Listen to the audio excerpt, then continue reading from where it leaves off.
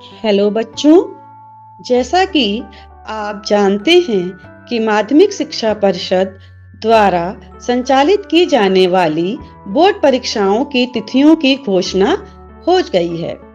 Board परीक्षाएं दिनांक 24 फरवरी से आरंभ हो रही हैं। आज हम इतिहास विषय में अच्छे अंक किस तरह से प्राप्त करें, इस संबंध में कुछ सुझाव आपको देना चाहते हैं, जिससे कि आप इस विषय में भी अच्छे अंक प्राप्त कर सकें।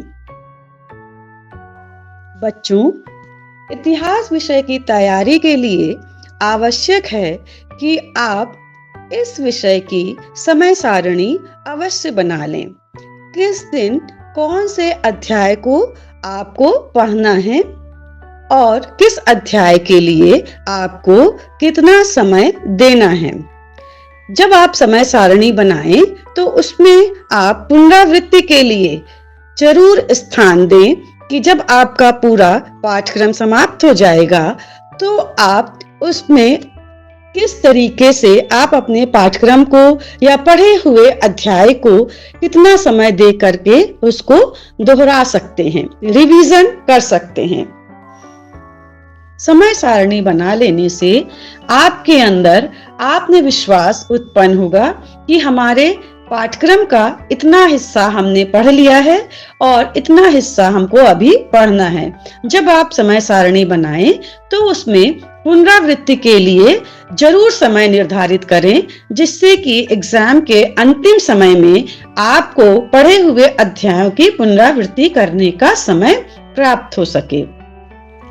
जब आप अध्याय को पढ़ें तो पढ़ते समय जो मुख्य बिंदु हैं उसको अंडरलाइन करते चलें, रेखांकित करते चलें, जिससे कि आपको जो बहुविकल्पीय प्रश्न है उसका उत्तर लिखने में, समझने में कोई परेशानी ना हो।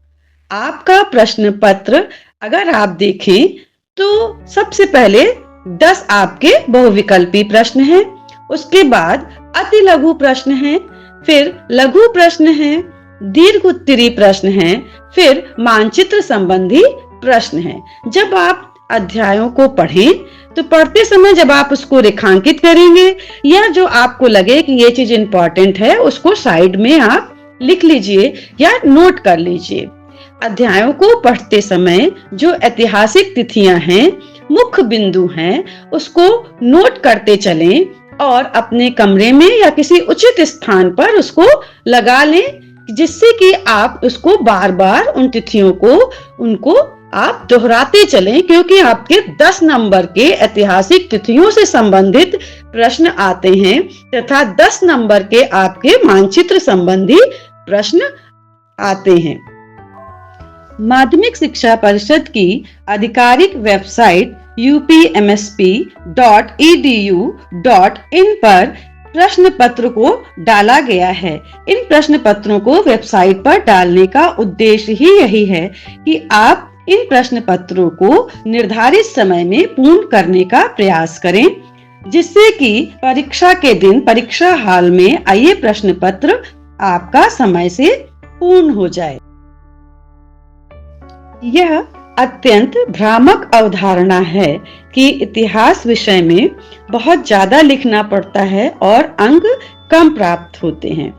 इसके लिए आवश्यक है कि प्रश्न पत्र को, जो आपको 15 मिनट मिला है प्रश्न पत्र को पढ़ने के लिए, उस समय का सदुपयोग करें और प्रश्न पत्र को भली भांति पढ़ें और प्रश्न में जो पूछा गया है उसी का उत्तर लिखें, अनावश्यक विवरण ना लिखें। साथ ही खंडवार प्रश्नों के उत्तर खंडवार ही देने का प्रयास करें। अगर किसी प्रश्न में 3 कारण पूछे गए हैं तो 3 ही कारण लिखिए। अगर 4 परिणाम पूछा गया है तो 4 ही परिणाम लिखिए, क्योंकि हर खंड के अंक डिवाइडेड होते हैं। तो जो पूछा गया है, जितना पूछा गया है उतना ही अगर आप लिखेंगे तो आपको निश्चित ही इतिहास विषय में भी अच्छे अंक प्राप्त होंगे। साथ ही इतिहास विषय में जो 10 नंबर का मानचित्र संबंधी प्रश्न आता है, उस मानचित्र संबंधी प्रश्न को हल करने के लिए जरूरी है कि आपके कमरे में एक ऐतिहासिक मानचित्र होना आवश्यक है, जिसको कि आप आते जाते हर समय उसको देखें तथा ऐतिहासिक तिथियों से संबंधित, मानचित्र से संबंधित प्रश्नों का लगातार अभ्यास करें, जिससे कि आपको इस प्रश्न में पूर्ण अंक प्रदान हो सके। जब आप सही अंकन करेंगे तो उस अंकन में आपको 5 क्वेश्चन होता है मानचित्र संबंधी, और पूरे आपको 10 अंक प्राप्त होंगे। प्रश्नों के उत्तर लिखते समय शब्द सीमा का ध्यान रखें, संतुलित आहार लें, स्वस्थ एवं नियमित दिनचर्या का पालन करें। आप सभी को बोर्ड परीक्षा हेतु बहुत बहुत शुभकामनाएं। धन्यवाद।